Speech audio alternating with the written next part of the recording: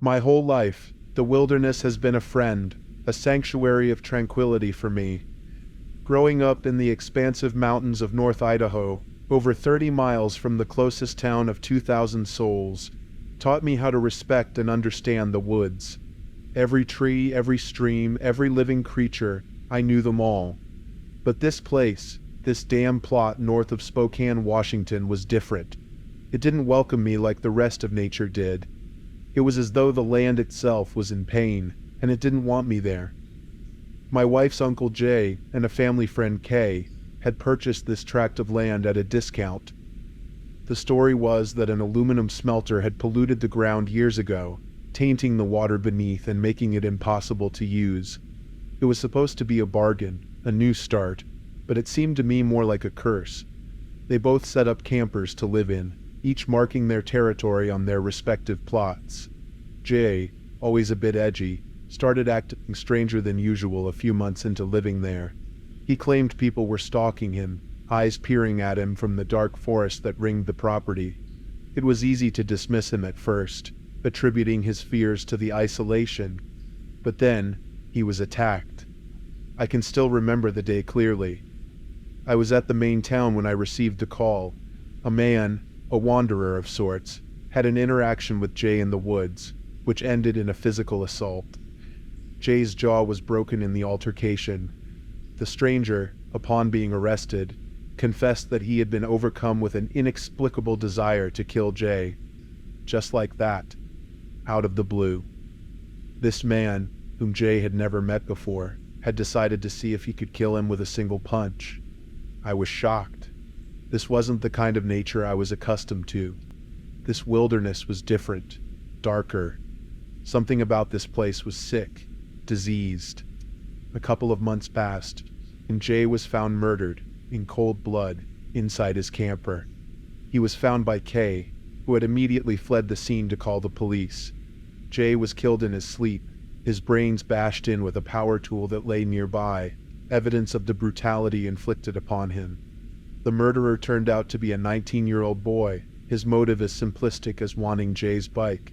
His bike. Jay was killed over a bike. His death sent chills through my spine. This was no regular murder. This was something sinister. Something was wrong with this place, and I could feel it in the marrow of my bones. But little did I know then, the horror was only beginning. Following Jay's violent death, the property sat in eerie silence.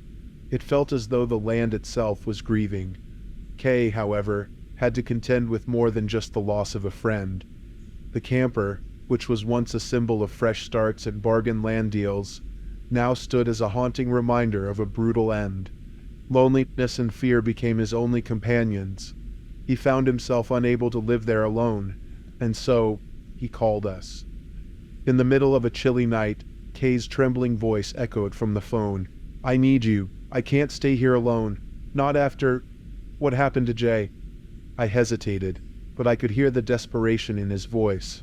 The thought of returning to that cursed plot made my skin crawl, but the thought of leaving Kay to battle his demons alone was even worse. So my pregnant wife and I packed our lives into suitcases and boxes and ventured north to Spokane. As soon as we turned off the highway onto the gravel pathway leading to the property, a sense of dread washed over me. It was almost like the land was breathing, inhaling and exhaling waves of foreboding that clung to my skin and made my heart pound. I remember the crows distinctly, hundreds of them. They blanketed the dirt road leading up to the property, their obsidian eyes glistening ominously in the afternoon light. The sight of them felt like a warning. It felt like they were guarding the gates of some forbidden realm, their caws echoing through the air like an elegy for our peace of mind. Once we set foot on the property, it felt like we'd entered a different realm altogether. Every tree seemed to hide an unseen menace, every rustle of the leaves sounding like whispers in a language we couldn't comprehend. I was accustomed to the music of the woods, but this was a tune that filled me with unease. The paranoia that had consumed Jay seemed to seep into my bones. The nights were the worst. The darkness that fell was not of this world. It was a blanket of terror, muting every familiar noise and replacing it with sounds that set your nerves on edge. Sleep eluded us. Each shadow seemed to hold a secret, each silence seemed pregnant with menace. Never before had I felt so watched, so hunted. It was like an invisible predator had set its sights on us. Even my wife, normally the most level-headed of us all, confessed to feeling a perpetual sense of fear. Every creak, every footstep in the dark took on a sinister note. In the days that followed, I kept asking myself why we didn't leave. But it wasn't that simple. We had made a promise to Kay, a promise to stick by him. Yet, with each passing day, the sense of dread multiplied. It was not just the brutal history of the land that chilled us to the bone. There was something else, something lurking beneath the surface. A fear, so profound, so deep-rooted, that it gnawed at our sanity. Something that made us wish we'd never accepted Kay's haunting invitation. As days turned into weeks, we found a way to settle into the unsettling routine of life on the property. We went about our days with as much normalcy as we could muster, considering the circumstances. But beneath that veneer of daily routines and chores, the sense of dread persisted, an ever-present undercurrent. One day, Kay began to fall ill. He started complaining of dizziness, nausea, and persistent headaches. Concerned, I took him to the local hospital where they ran a series of tests. All the tests came back normal. Probably a flu, the doctor shrugged. But deep down I knew it wasn't as simple as that. The day we returned from the hospital marked the anniversary of Jay's murder. A heavy atmosphere blanketed the property, the echoes of the past year's events seeming to hang in the air. I had hoped that after this day, things would get better. But it was a vain hope. This place didn't forget. It didn't let go. 3 days after the anniversary, Kay woke us up in the middle of the night. I could hear him screaming, a raw, primal sound filled with fear and pain. By the time my wife and I stumbled out of our camper, Kay was in his car, ramming it into a nearby tree. The sound of metal on wood, followed by the absolute silence, was bone-chilling. I ran to the wreck, and what I saw through the window still haunts me. Kay was gasping for air, clutching his chest. The fear in his eyes was something I'd never seen before, an indescribable terror that no human should ever have to endure. Despite my frantic attempts at CPR, Kay breathed his last that night. The paramedics pronounced him dead upon arrival, but I already knew. That day, Kay had joined Jay, both claimed by this accursed land within a span of 1 year. Their deaths shook me to my core. The inexplicable sickness, the strange sense of dread, the eerie happenings, everything pointed to something profoundly wrong with this place. Something beyond our understanding. But what I couldn't comprehend was why we didn't leave right away. We were trapped in this cycle of dread and death, unable to break free. Then came the day I discovered the chipmunks. I had gone out to fetch fresh water from the drum we had set up, and was hit with a nauseating stench. Inside the drum, barely visible through the small opening, were the mutilated remains of chipmunks. Spines, heads, bits and pieces of small bodies floating in the water. It wasn't just the gruesome sight that made my stomach churn. It was the realization that something had torn them apart and placed them there deliberately. The fear began to seep deeper into our lives. Nights became unbearable, the sense of unease growing stronger with each passing day. It felt like we were living in a nightmare, and no matter how much we wished, we couldn't wake up from it.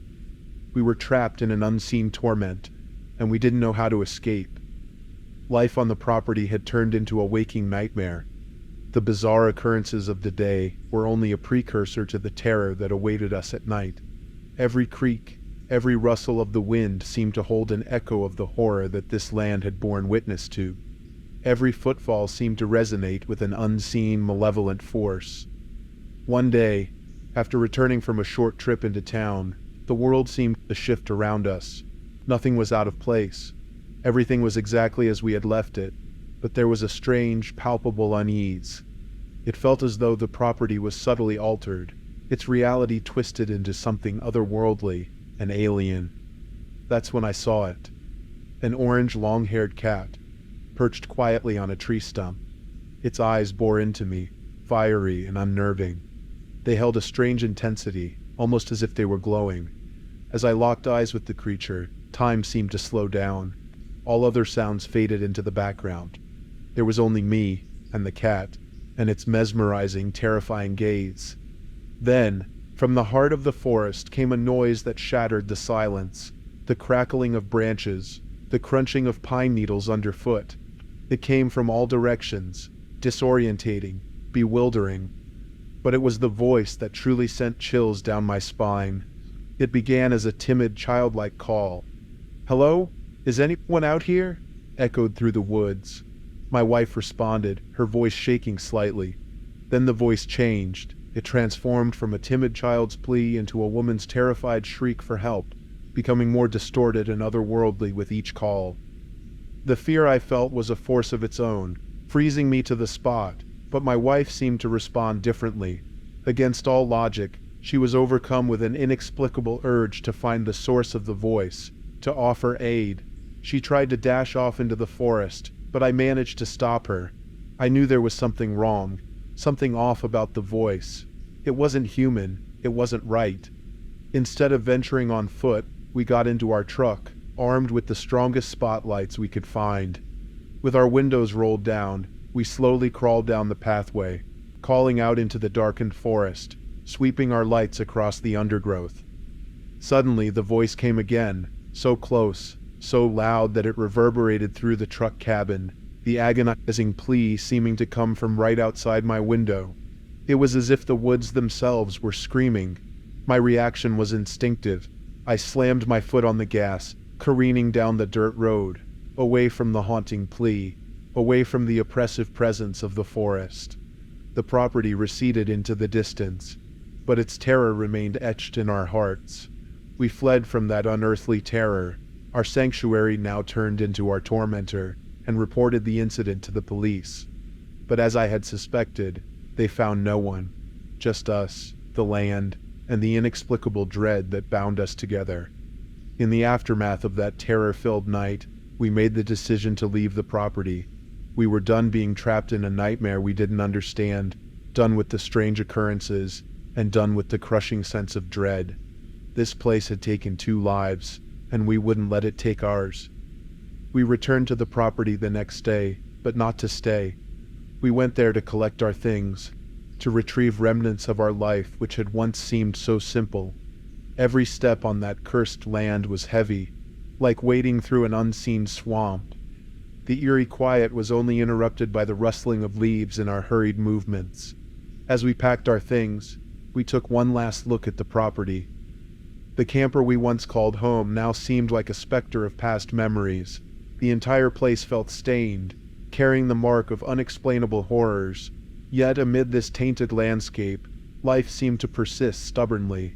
The trees stood tall, indifferent to the terror that had unfolded under their watch, and the orange cat perched atop the same stump, its eyes gleaming with an unnatural fire. The moment we left the property, it was like a dark shroud had been lifted. We could finally breathe without the feeling of 1,000 unseen eyes watching us, finally move without the fear of what awaited us in the shadows.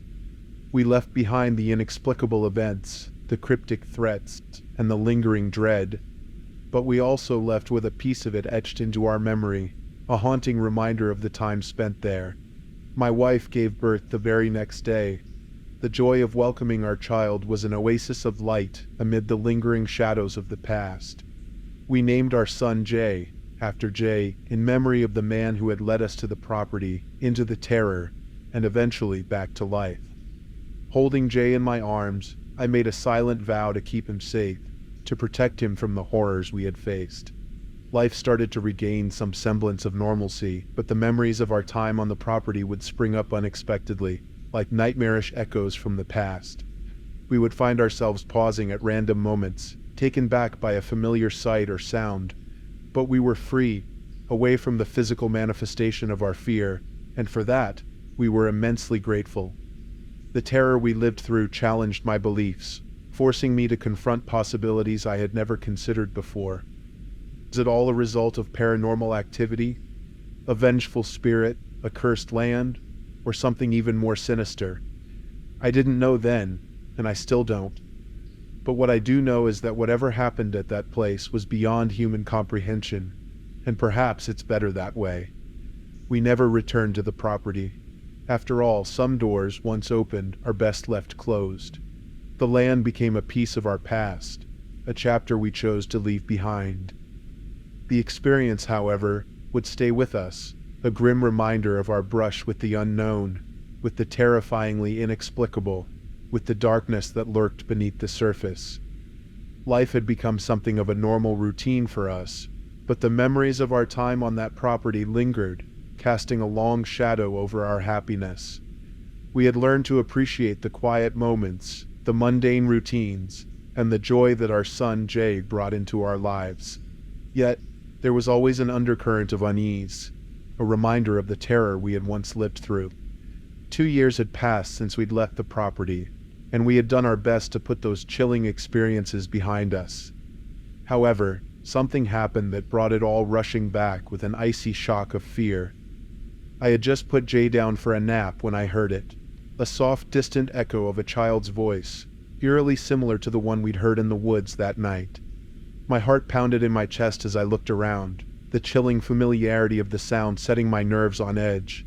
There was no one around, just me and Jay in our quiet home. That night, as my wife and I lay in bed, we heard the rustling of leaves and the snapping of branches outside. The sounds were identical to those we'd heard that night on the property, so hauntingly familiar that it felt like we were back there, caught in that endless cycle of fear. We held each other close, a silent promise of safety against the remembered terror. Then came the voice. It was just a whisper, barely audible over the wind rustling through the trees, but it was unmistakable. "Help me! Somebody help!" The plea pierced the silence of the night, setting my blood to ice. My wife clung to me, her eyes wide with fear, and in that moment we were back on the property, trapped in the truck, surrounded by the oppressive darkness of the forest. Every light in the house was suddenly switched on. We were too scared to sleep, too afraid to let our guard down. We spent the night in a terrified vigil, waiting for the dawn, praying for the safety of daylight.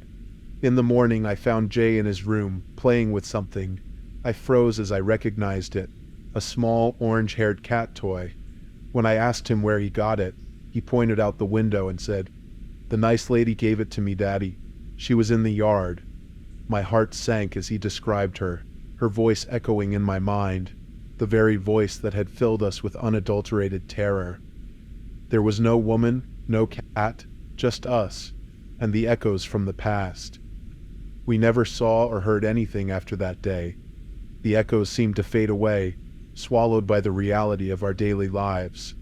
But the memory of them lingered, a terrifying reminder of the darkness we had left behind. Our time on the property had opened a door to a world I never thought existed, to a terror that defied understanding.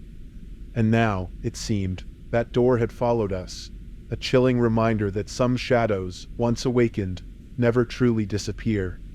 We were safe, but the echoes from the dark continued to haunt us, a grim testament to the terror that once was and might still be.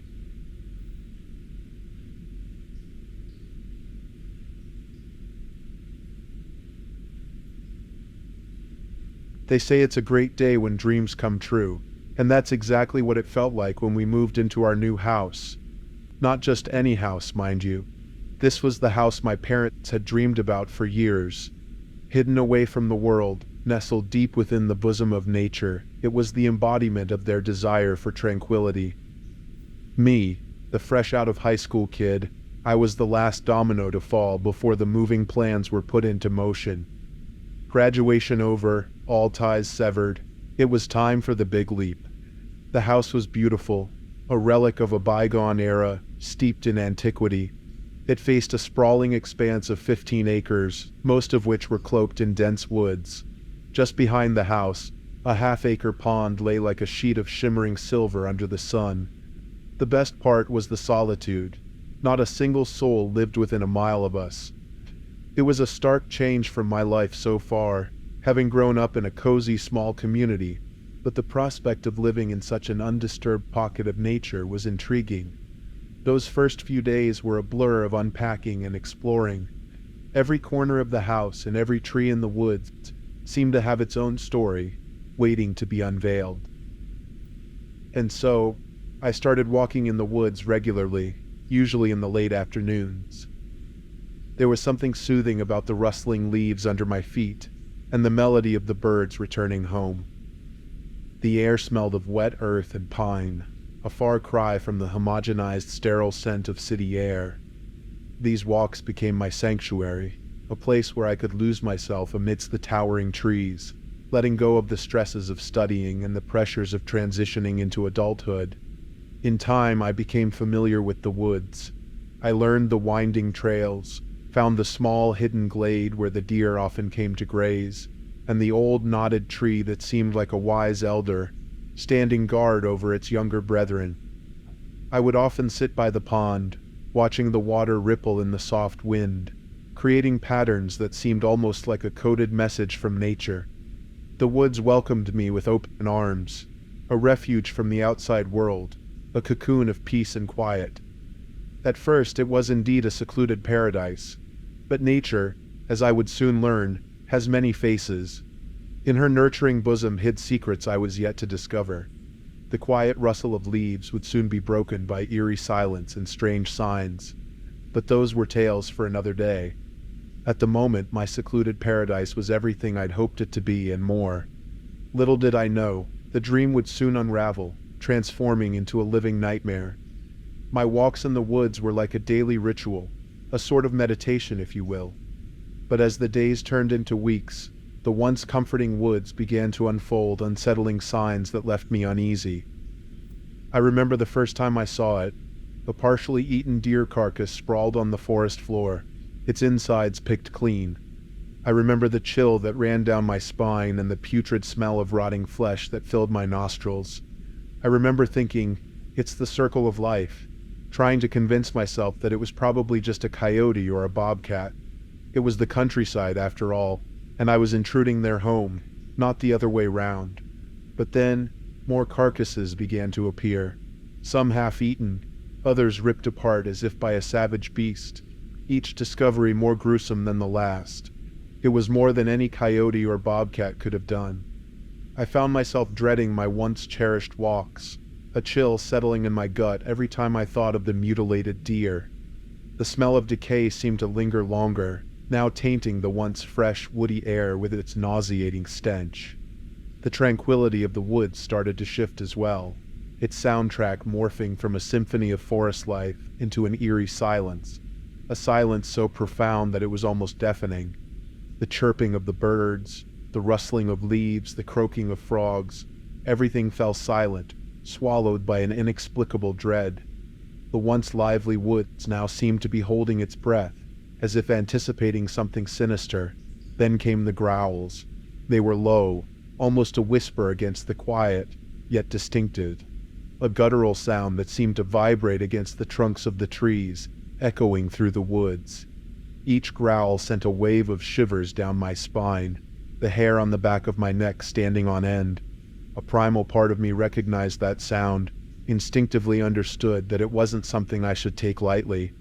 And so, I started carrying a gun on my walks. It was my parents' idea. They thought it would make me feel safer. But every crunch of leaves beneath my feet, every rustle of wind through the branches, made me grip it tighter. A constant reminder that I was no longer a mere observer, but a participant in a primal game of survival. My sanctuary had turned into a battlefield. Fear had tainted my once peaceful escape. It was no longer a place of solace, but a place of dread, an echoing silence, broken only by those haunting growls. The woods had changed, or maybe it was just me. Maybe I had intruded too far, seen too much. But one thing was clear. Whatever was out there, it was no longer just the woods and me. I was sharing my solitude with something else, something unknown and unsettling. My once soothing walks turned into a morbid fascination, a question that demanded an answer. I was scared, yes, but I was also curious. What was causing these changes? What was behind the eerie silence, the disturbing carcasses, and those menacing growls? Little did I know that my curiosity would lead me down a path of unimaginable terror, a path from where there was no turning back. I stopped my walks. The woods were no longer my escape. They were a threat, yet the questions, the fear, the curiosity, they ate at me. I needed answers. I needed to know what lurked in the woods, the origin of those mutilated carcasses, the source of those haunting growls. And so, I decided on a trail cam. It seemed like the perfect plan. I could stay safely indoors while the camera captured whatever was happening out there. The next evening I returned from work and mustered all my courage. I had the trail cam, fresh batteries, and a mounting kit. My heart pounded like a drum against my chest as I trekked into the very woods I had sworn to stay away from. I wanted to turn back. Every cell in my body screamed at me to flee, but the desperate need for answers pushed me forward. I walked deeper into the woods, feeling the ominous silence closing in around me. I found a tree about 100 yards past the tree line and decided it was far enough. The adrenaline and fear made the whole process a blur. My hands trembled as I fumbled to set up the trail cam. In my haste, I dropped it. I bent down to pick up the camera, my heart racing, my mind filled with curses. That's when I smelt it, the familiar, sickening stench of decay. I froze. My blood ran cold. I looked around cautiously, but saw nothing. Yet, there was an unmistakable feeling of being watched. It was like 1,000 tiny needles prickling at my skin, a sinister gaze that sent shivers down my spine. Just when I thought things couldn't get any worse, I heard it. That low, guttural growl. It was close, too close. I froze, the sound reverberating in my chest. I looked towards the sound, and there it was. It was not a coyote, not a bobcat. It was something else, something far more terrifying. The creature stood on its hind legs, a twisted, grotesque parody of a human. Its skin was charred, its body covered in patches of thin, straggly hair. But the face, it was the face that haunts my nightmares. Lipless, the raw red gums and razor-sharp teeth exposed. Saliva dripped from its chin, long, thick strings of mucus-like spit that gave off a putrid stench. The world seemed to stop. Time seemed to stretch into an infinite chasm. I was alone in the woods with a creature straight out of my darkest nightmares. I had two options: stand my ground and face the creature, or run. I chose to run. I dropped my camera and scrambled to my feet, sprinting back towards the house, my heart pounding in my ears. I felt like I was running for an eternity, the monster's growls echoing in my mind. But it was the sound of pounding hooves that spurred me on. It was running after me. Somehow I managed to reach my house. I slammed the door shut and collapsed, my body shaking, my mind in turmoil. I was safe, but my world had been shattered. I had seen the thing in the woods, and it was more horrifying than I could ever imagine. But there was no going back now. I had to find out what it was. I had to find a way to survive. I stayed frozen for a moment behind the closed door, my heart hammering wildly in my chest, listening to the ominous silence outside. There was no sign of the creature. The pounding hooves, the guttural growls, all were silenced. I was alone, at least for now. The gravity of the situation weighed heavily on me. I felt cold, my body shaking uncontrollably. My clothes clung to me, drenched in cold sweat. Every bone in my body ached, but my mind wouldn't let me rest. The image of that grotesque creature with its exposed red gums and needle-like teeth was burned into my mind. That night, I didn't sleep. I kept all the lights on and stayed vigilant, every small noise causing me to jump. But as the hours stretched on, and morning sunlight seeped in through the windows, I felt a strange sense of relief. The light brought a sense of safety, a stark contrast to the nightmares lurking in the darkness of the night. But I knew the peace was only temporary. The creature was still out there. I lived in a state of constant fear, never daring to venture into the woods. I kept my rifle close. It was my only sense of security against the horrors lurking out there. Sleep came in fits and starts.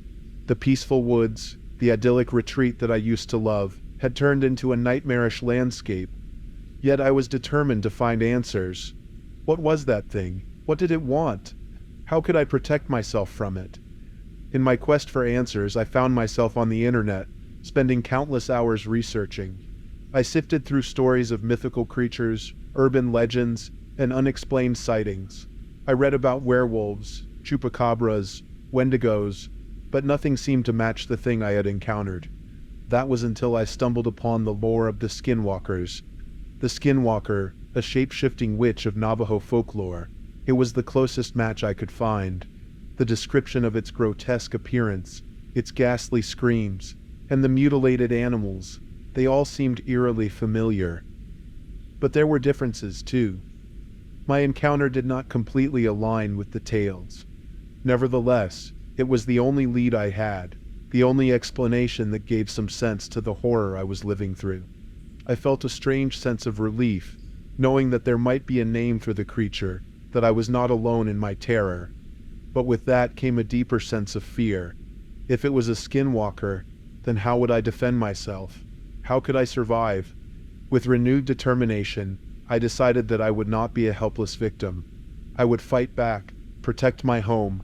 There was no guarantee that I could win against the creature, but I was resolved to do my best. The fear still gripped me, but it was no longer paralyzing. Instead, it fueled my desire to survive, to reclaim my life from the jaws of the monstrous creature. The thing in the woods had ignited a fire in me. I would not go down without a fight. My life was different now, tense, darker. Every day was filled with an underlying sense of dread that ate away at my sanity. Each moment my mind was occupied by thoughts of that dreadful creature. But even as the fear threatened to consume me, I also felt a new resolve solidifying in my core. I was prepared to defend myself and my home from the monster. I'd loaded up on ammunition, checked and double-checked the locks on all the doors and windows every night. I'd even made a habit of setting up traps around the edge of the woods and around the house. Yet, despite all this, there was an undeniable fear. Each night, the glow from the moon would cast long, ominous shadows through the trees, my imagination turning each shadow into the creature, waiting to attack. The once peaceful songs of the night, the crickets, and the rustling of the leaves now sounded like a prelude to a dreadful horror. One particular night, as I lay in my bed, eyes staring at the ceiling, I heard it again. The guttural growl, the pounding of hooves on the dirt. My blood turned to ice. The creature was back. The growl turned into a terrible scream that echoed through the night, shaking me to my core. The noise got louder, and then silence. It was as if the world was holding its breath, waiting for what was to come. And then I heard it. A scratch at the door, low and slow. Terror gripped me. I clutched the rifle tightly, my knuckles turning white. Slowly, I crept out of my bed, moving towards the door. With every step I took, the scratching became more frenzied, more desperate.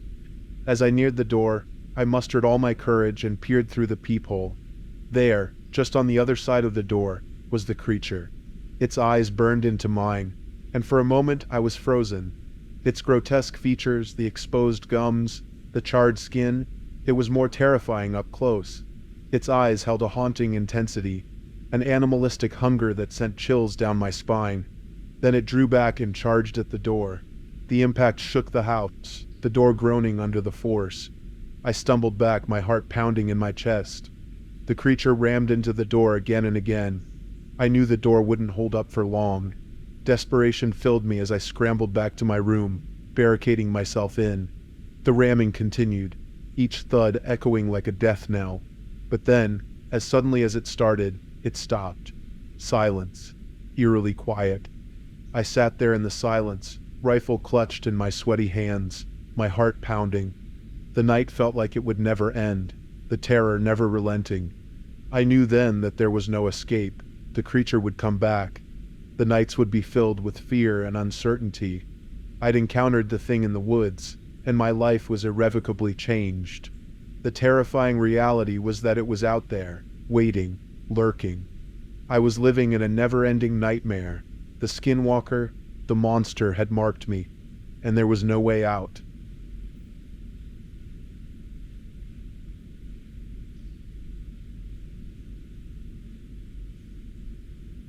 I can still remember the crisp air, the sound of crunching leaves beneath our boots, the faint scent of earth and pine mixing with gun oil as we hiked through the wilderness. It was a tradition, A family hunting trip that brought us all together. Me, my dad, grandpa, uncles, and Neil, our close family friend. Neil was not family by blood, but by bond. He was a weathered, reliable man, as sturdy as the oak trees that lined the forest we trekked through. He had been a confidant of Grandpa's for as long as I could remember, a figure always present at family gatherings, his laugh as hearty as his tales were captivating. Honesty was one of Neil's core traits. He wasn't one to spin tall tales. So, when he decided to share a story that night, we listened with rapt attention.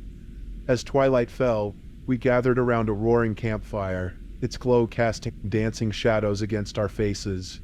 The conversation naturally veered from family updates to hunting strategies, then to more uncharted territories. Someone, maybe Uncle John, had brought up the topic of strange things seen in the wild, a fitting discussion considering the eerie ambiance the encroaching night bestowed upon us. As we traded stories, Neil was uncharacteristically quiet, staring intently into the fire. Then suddenly, he broke his silence. His voice, usually robust and cheerful, carried an unspoken gravity that instantly quieted the group. "I've got a story," he said, "from a hunt a few years back, out in western Idaho." Immediately our chatter ceased, replaced by the crackling fire and the distant hooting of an owl. I noticed my grandpa, usually nonchalant about most things, fix his gaze on Neil, his bushy eyebrows knitted in anticipation. My father and uncles leaned forward, their expressions mirroring the same curiosity.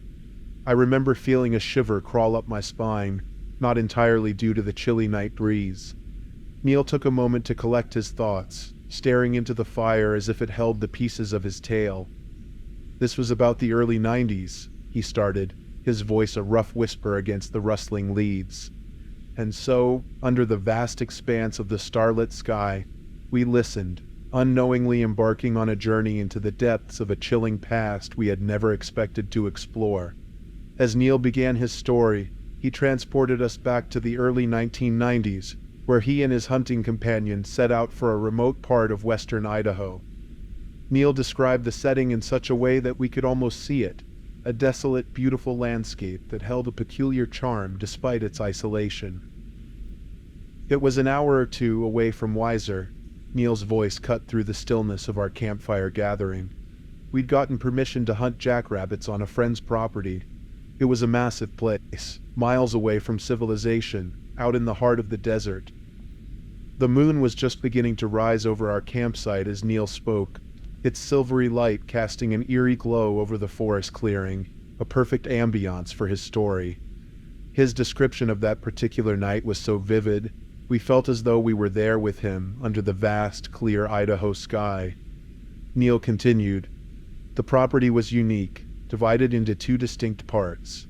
One half was a flat plain, wide and open as far as the eye could see. On the other was a towering hill that spanned the length of the private land, probably 200 to 300 feet high." Even in the simplicity of his words, Neil managed to convey a sense of grandeur and desolation that made us picture the barren plains, the moon casting long shadows across the arid expanse, and the hill looming like a silent sentinel over the land. "We started our hunt a little after dusk," Neil said, his gaze far away as he recounted the past. "It was a clear night, just like tonight. The moon was nearly full, illuminating the land with a ghostly light. Armed with the spotlight from my truck and our flashlights, we ventured out, scanning the plains for any signs of movement." His narrative was so engrossing that it was easy to forget the comfort of our fire-lit clearing. We were right there with him, on that flat plain, the powerful beams of their spotlights cutting swaths through the darkness, hunting for jackrabbits in the middle of a vast desert. As Neil's recollection of that haunting night unfolded, we were not just passive listeners anymore, we were active participants. We could almost feel the cool Idaho breeze on our faces, hear the distant echoes of the nocturnal desert life, and sense the eerie quietness that surrounded them in that secluded landscape. By the time midnight was approaching, Neil's voice dropped, a palpable sense of unease creeping into his words. We were deep into the property. That's when we first heard it. The scream. As Neil's voice trailed off, leaving his ominous words hanging in the crisp night air, I felt an unsettling chill. Little did we know, the eerie tranquility of our campsite was about to be shattered by a terrifying tale that none of us would ever forget. Neil's story took a sinister turn, his voice dropping to a hushed murmur as he described the disturbing events that unfolded that night in western Idaho. The cheerful camaraderie around the campfire now gave way to tense anticipation. We sat silently, our eyes wide and alert, held captive by the unfolding narrative. Midnight arrived. Neil's voice came barely above a whisper, his gaze fixed on the dancing flames of the campfire. And with it, a scream like nothing I'd ever heard before.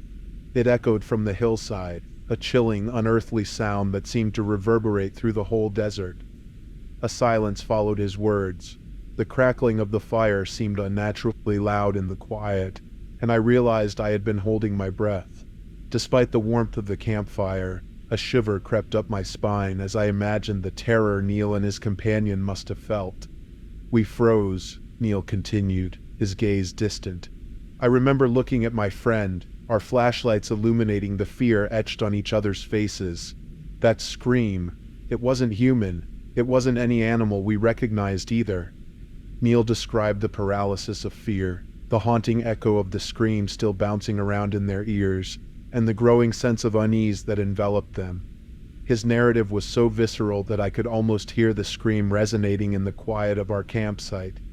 With a deep breath, Neil pushed on. After a few seconds that felt like eternity, I mustered the courage to lift my spotlight and scan the hillside with my scope. The silence that had descended was soon broken by another scream, this time even closer. His words seemed to linger in the air, carrying a note of dread. I could feel my heart beating faster, my imagination painting vivid pictures of their fear-stricken search for the source of the horrifying noise. I followed the sound, Neil said, his voice barely audible now. And then I saw it, the silhouette of a tall, lanky figure standing at the top of the hill, its upper body stark against the moonlit sky. A chill ran down my spine. It looked human, but it wasn't. The image Neil conjured was enough to send chills through us all.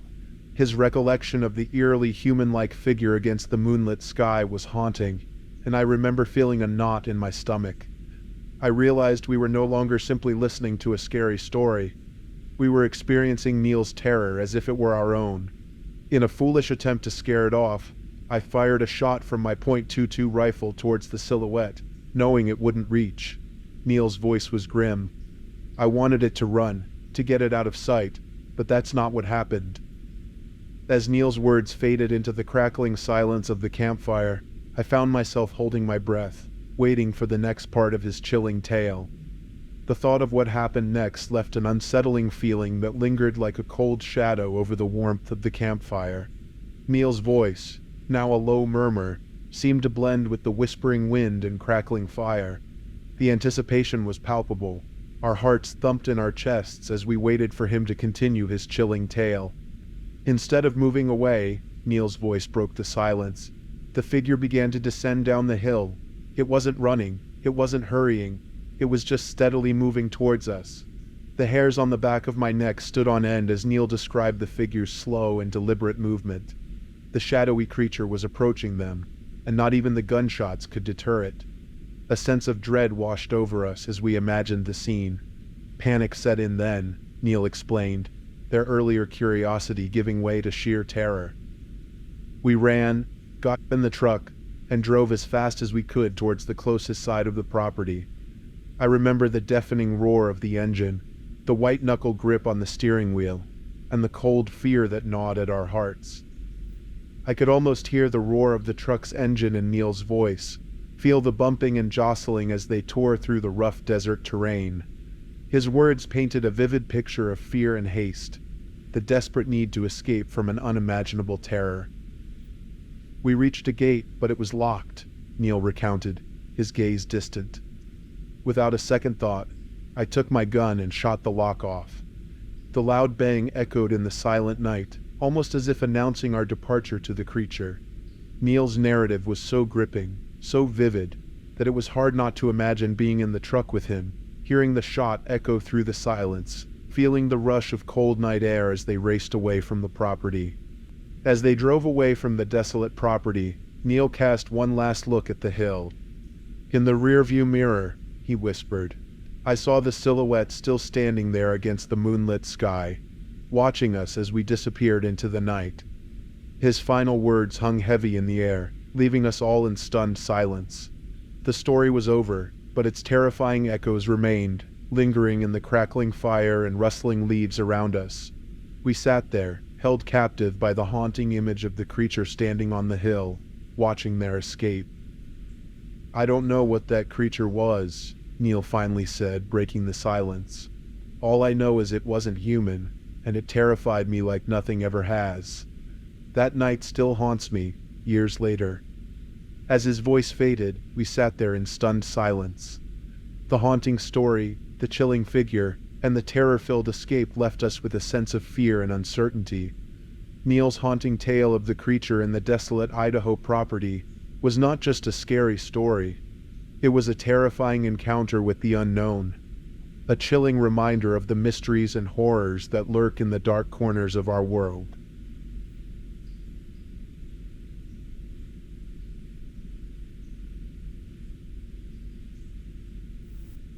It had been years since I'd last seen them. Mike, Brenda, Alex, Josh, Amber. We had all walked divergent paths after high school, but somehow our paths converged once more. We were drawn together again by our shared penchant for thrill, for adventure. The prospect of rekindling that old bond, that camaraderie, and satiating our thirst for adventure had an undeniable allure. So when Mike called me up, proposing a trip down memory lane, I couldn't resist. "We're going to a national park," Mike had told me, his voice echoing with enthusiasm even over the phone. The way he said it was enough to stir a knot of anticipation within me. It was not just any national park. This one was special, notorious for the sheer number of people who had disappeared within its bounds over the years. A small shiver ran down my spine at the mention of it.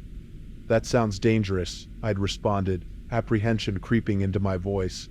This wasn't like our earlier adventures exploring abandoned buildings and playing around with Ouija boards in cemeteries.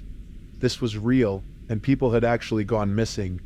But Mike, the silver-tongued devil that he was, quickly reassured me. "Don't worry, we'll be fine. Alex and I know our way around the wilderness," he insisted, downplaying my concerns. 2 days later, my apprehensions were pushed to the back of my mind as I found myself driving towards the national park, eager to meet my friends. When we all finally met at the park's visitor center, the nostalgia hit me hard. It was just like old times. Mike with his mischievous grin, Brenda always radiating warmth and energy, Alex calm and collected, Josh the gentle giant, and Amber, kind and caring as always. Seeing them all together after so long felt strangely comforting. But the reunion wasn't all warmth and nostalgia. As we unloaded our gear in the parking lot, I glanced at the bulletin board nearby. It was plastered with countless missing persons posters, a stark reminder of the park's grim reputation. I felt a chill run down my spine again. The prospect of adventure, which had seemed thrilling moments ago, suddenly felt terrifying. Just as we finished unloading, a weary-looking park ranger approached us. He looked at us, his tired eyes taking in our gear, our excitement, our anticipation. "Hello, everyone. What brings you to our park?" he asked, his voice carrying a certain tired resignation. Mike explained our plans, causing a shadow of worry to cross the ranger's face. His next words would linger in my mind for days to come. "If you get lost out here, well, we don't have a good track record of finding nice folk like you." The ranger's words hung heavy in the air as he walked away. However, emboldened by our shared spirit of adventure and camaraderie, we decided to proceed. After all, we were here for the thrill, the adrenaline, the experience of the unknown. Little did we know what lay ahead in the hauntingly beautiful depths of the park. As our group moved deeper into the park, I felt a strange mix of trepidation and excitement. The park was breathtaking, a sprawling expanse of verdant green stretching as far as the eye could see. Towering trees, dancing leaves, and a choir of bird songs filled the air, lulling us into a sense of tranquility. But underneath that tranquility, I could feel the unsettling undercurrent of the unknown. Our group, a diverse blend of personalities, chatted and laughed as we trekked further into the park. Alex and Mike, our self-proclaimed wilderness experts, led the way. The others followed, their excitement palpable. Even Brenda, who was usually the cautious one in the group, seemed to be embracing the adventure. We walked for miles, the wilderness around us getting denser with each step. But as we walked, I couldn't shake off the feeling of unease. I kept glancing back at our trail of footprints, fading slowly behind us. My mind kept circling back to the ranger's warning and the bulletin board brimming with missing persons posters. Our search for a suitable camping spot finally ended when we found a clearing deep within the woods. It was a picturesque spot, framed by towering trees and bathed in soft, dappled sunlight. We started to set up our camp, the air filled with the sounds of rustling tent fabric, clinking gear, and our jovial chatter. As we set up the camp, Mike and Alex surprised us by pulling out hunting rifles from their backpacks. I felt a shiver of unease at the sight of the weapons, but they assured us they were just a precaution. "Just in case there's something more than squirrels out here," Mike said with a grin, his joke earning a round of chuckles from the group. By the time night fell, our camp was ready. We sat around a crackling campfire, sharing beers and swapping stories of our high school days. As the moon shone down on us and the stars twinkled in the sky, it almost felt like we were back in our teenage years, chasing adventures without a care in the world. However, as midnight approached, Mike made a suggestion that sent a chill down my spine. "We should try and find some of those missing people out here. Some of them would just be bones by now." His words hung heavy in the air, and the jovial atmosphere around the campfire immediately turned somber. We all exchanged worried glances, our minds racing with the implications of his suggestion. The others quickly shot down the idea, but Mike, fueled by alcohol and a perverse sense of adventure, was not dissuaded. He, along with Alex and Brenda, decided to venture deeper into the woods. Their departure, shrouded in darkness and mystery, marked the end of our reunion's innocence. As I watched them disappear into the wilderness, I couldn't shake off a sense of dread. I remembered the ranger's warning and the eerie quietness of the forest. As the hours slipped by and they didn't return, I couldn't shake off the growing sense of dread. Something was terribly wrong, and we were in the heart of it. The early morning sun had started to peek through the dense foliage, casting long, eerie shadows. The campsite was quiet, devoid of the light-hearted banter from the previous night. An uneasy silence hung heavily, broken only by the crackling embers of the dying fire and our anxious whispers. Hours had passed since Mike, Alex, and Brenda had ventured into the wilderness, and they were yet to return. Our attempts to reach them on their phones were met with the relentless monotony of out-of-service beeps. The realization that we were isolated, without any means to contact the outside world, sent shivers down my spine. Despite the rising sun, an icy chill gripped my heart, threatening to freeze me in place. The decision to seek help was not an easy one. Leaving the safety of the campsite and venturing into the wilderness filled us with dread. But the thought of our friends, possibly injured and lost, outweighed our fear. We hurriedly gathered our flashlights, Alex's left-behind hunting rifle, and set off towards the visitor's center. The serenity of the morning felt deceptive, a calm before an impending storm. The path, which was familiar to us now, seemed ominous. Each rustling leaf, each creaking branch, each shadow felt threatening. The earlier excitement of exploration was now replaced with dread and fear. About 30 minutes into our journey, a chilling change occurred. The lively chirping of the birds, the rustling of leaves, the whispers of the wind, all came to an abrupt halt. The forest fell eerily silent, amplifying the sound of our nervous breaths and pounding hearts. The deafening quietude felt unnatural, as if nature itself was holding its breath in anticipation. Suddenly, the silence was shattered by a scream. "Help!" It was Mike's voice, filled with terror and desperation. The blood in my veins turned ice cold. The urgency and fear in his voice pushed us into a frantic scramble towards the source. We pushed through the undergrowth, our minds teeming with terrifying possibilities of what we might find. As we stumbled further off the path, we found a flickering flashlight, its beam flickering erratically across the forest floor. A few feet ahead, Mike's voice echoed again, pleading for help. But this time, something was off. His voice sounded unnatural, distorted as if mimicked by an impersonator. I called out, my voice trembling, "Mike, are you hurt, buddy?" The reply that came back sent chills down my spine. The voice was Mike's, but twisted, deformed in a way that felt inhuman. I could hear him say that they had found Alex and Brenda, but his words were slurred, his voice no longer filled with fear, but with an eerie calmness. Summoning the courage, I pointed my flashlight towards him, and my heart stopped. Mike was on his knees, his shirt bloodied, and his body hunched forward. The sight was horrifying, and my mind struggled to comprehend what I was seeing. A chilling realization hit me. Whatever was speaking to us was not Mike. It was something else, something far more terrifying. In that moment, my fear turned into raw terror. My heart pounded against my ribcage like a wild animal trapped in a cage. Panic rose like a tidal wave, threatening to pull me under. Something was terribly wrong, and we were caught in the middle of it. A hideous creature stepped into the dim circle of light, holding Mike's lifeless body like a grotesque puppet. It was unlike anything I had ever seen or imagined. Its skin was rough and gray, its eyes devoid of any human emotion. It held Mike's lifeless form up as though to taunt us with our friend's gruesome fate. Its voice was a low growl, chillingly devoid of humanity. They were so damn tasty. I could taste bile in my mouth as fear, pure and primal, gripped my heart. Before my terrified brain could even process the information, the creature dropped on all fours and charged at us. The hunting rifle, our only weapon, was knocked out of Josh's hand, and the creature was upon him, its monstrous strength overwhelming him instantly. Its attack was swift, a blur in the dim light. It knocked Amber and me off our feet as if we were mere dolls. I landed hard, the wind knocked out of me. A few feet away, I could hear Amber's pain-filled scream as she hit the ground, her leg twisted at an unnatural angle.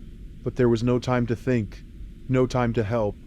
The sound of Josh's desperate struggle against the creature filled the air.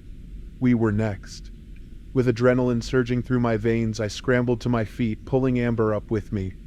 We started to run, or rather I started to drag Amber, as she couldn't support herself.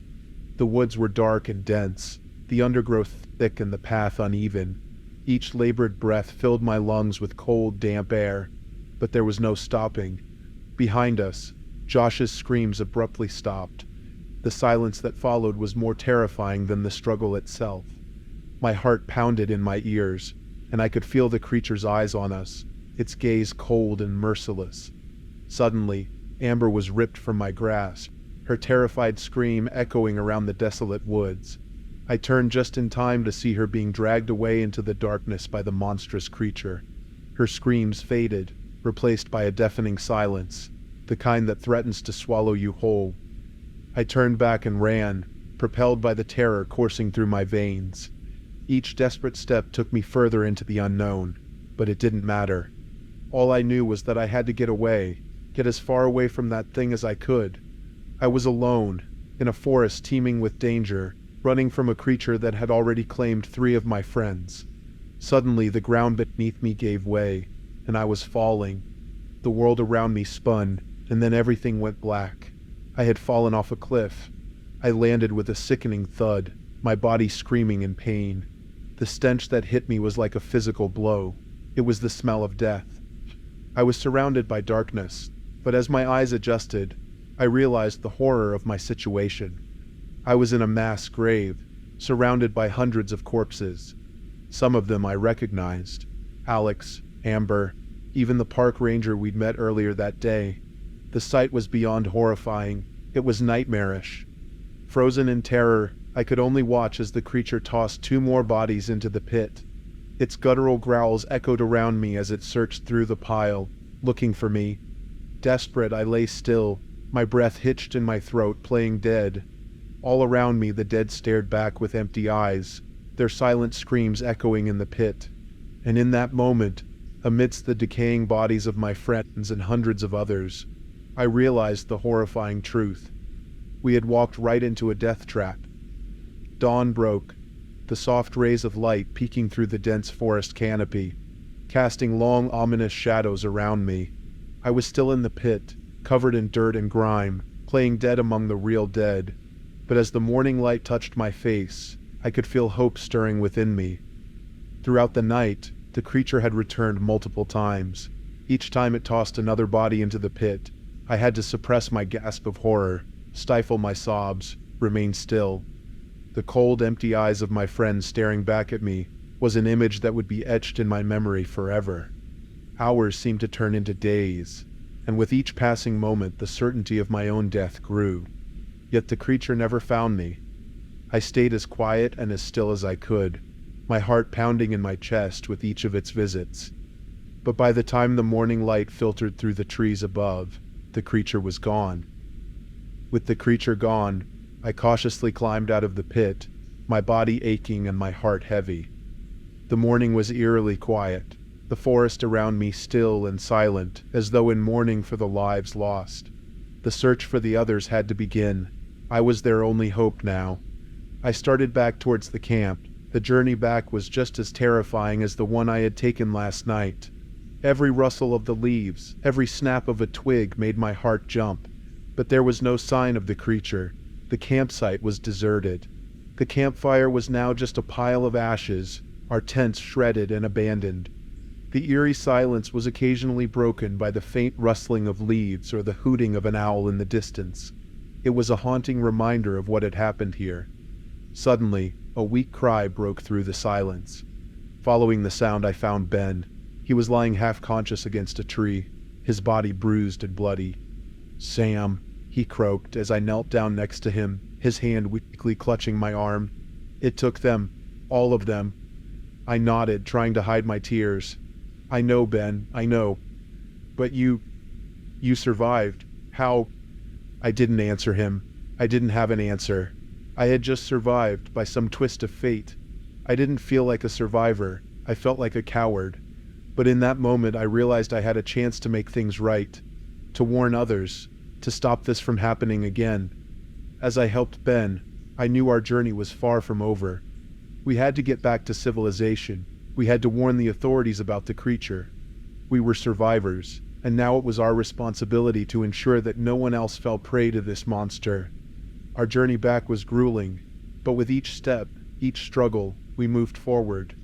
With every mile we put between us and the campsite, the terror of the past night became a little more distant. But the memories, the faces of our friends, they remained with us. Our survival was a harsh reminder of their deaths, but it was also a beacon of hope. The hope that we could make a difference, that we could save others from meeting the same fate. It was a small comfort, but in the vast expanse of the terrifying forest, it was all we had. After what felt like an eternity, Ben and I finally stumbled back into civilization. We looked like ghosts, emerging from the depths of the wilderness, haunted by the events that had transpired. Our warnings were met with disbelief. We were brushed aside, our accounts dismissed as ramblings of traumatized minds. Yet we knew the truth. The danger was real, and it was lurking in the forest, waiting for its next victims. Ben and I were admitted to the local hospital. The physical wounds were healed swiftly, but the mental trauma lingered. Lying on the white hospital bed, staring at the sterile ceiling, I could still smell the damp earth of the pit, still feel the dread that had clung to my skin. Ignoring the doctor's advice, I checked myself out of the hospital a day later. I was restless, the hospital walls closing in on me. Ben decided to stay. He needed the rest more than I did. I visited the local sheriff's office, demanding to be heard. I recounted our horrific tale again, hoping that this time someone would listen. The sheriff, a gruff middle-aged man, listened patiently. His stern expression remained unchanging as I narrated our ordeal. Once I finished, he stood up and walked over to the window, staring out at the peaceful town. "I'll send a patrol up there," he said finally, his voice deep and grave. "We can't ignore such claims, even if they seem outlandish." Despite his skepticism, it felt like a small victory. The following days were a blur of endless discussions, meetings with local authorities, reporters, and anyone else who would listen. I was adamant, determined to get our message across, to ensure that no one else suffered our fate. However, as the days turned into weeks, it became clear that our warnings were falling on deaf ears. The patrol sent by the sheriff returned with nothing. The local news outlets began treating our story as a sensationalized tale, a local curiosity. The creature of the forest became a ghost story, an urban legend. It was disheartening, frustrating, but I refused to give up. I spent countless nights huddled over my laptop, posting on forums, reaching out to environmental groups, national parks, any organization that could help. I received a flood of responses, ranging from sympathetic to scornful, but nothing concrete. I didn't sleep much. Nightmares filled my dreams, images of the creature, the pit, my friends. I woke up in a cold sweat each time, the terror still fresh, as if I was back in the forest. Each nightmare steeled my resolve. I had to keep fighting, keep pushing, for the memory of my friends, for the safety of others. As I sat there one night, the screen illuminating my tired face, I wondered if anyone would ever believe us. Would our story just become another forgotten legend, our warnings ignored until it was too late? But as I scrolled through the supportive messages, the people offering help, I knew I couldn't give up. For every skeptic, there was a believer. For every dismissal, there was support.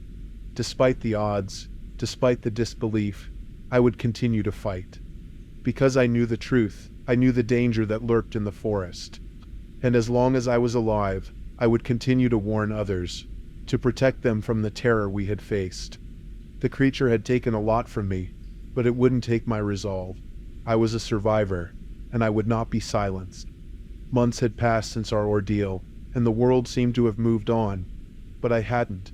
I couldn't. I was chained to the memory, shackled to the burden of knowledge, the haunting truth.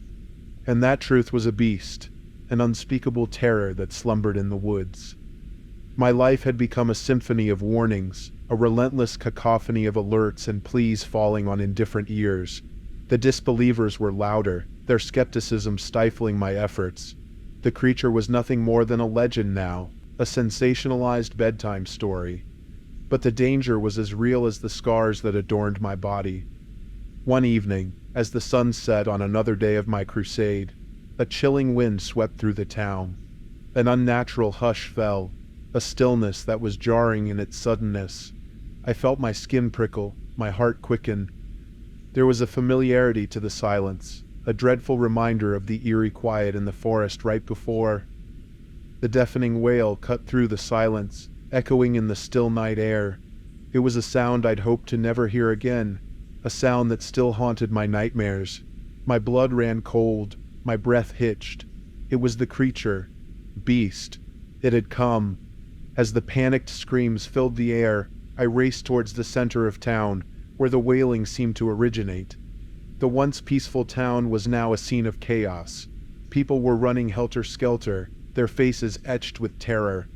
Amidst the pandemonium, my gaze fell on the sheriff's office. The gruff middle-aged sheriff who had dismissed my warnings stood frozen, staring at the monstrosity that was wreaking havoc. His face was a mask of disbelief and horror. The skeptic had become a believer, but at what cost? The creature was just as I remembered, its menacing presence filling the space, its eyes reflecting the chaos it was causing. The sight of it struck me like a bolt, the memories rushing back in a torturous flood. But it was not fear that gripped me, it was fury. We had warned them, tried to prepare them, but they chose to ignore, to brush it off as a delusion. Now, they were paying the price. We were paying the price. I watched as the creature disappeared back into the forest, leaving behind a town in ruin. The silence that followed was the loudest I had ever heard, a grim reminder of our failure, of their failure. As the reality of the night's events began to sink in, a terrifying thought crossed my mind. This was just the beginning. The creature had tasted blood, seen the ease with which it could cause destruction, and now it would be back for more. I was not a seer, but I didn't need to be one to predict the horror that lay ahead. The beast would return, and when it did, it would bring with it a terror beyond our wildest fears. The nightmarish ordeal we had suffered in the forest was but a preview of the horror show that was to come. My final thought, as the terrifying silence of the night enveloped me, was that perhaps next time they would listen. Perhaps next time it wouldn't be too late.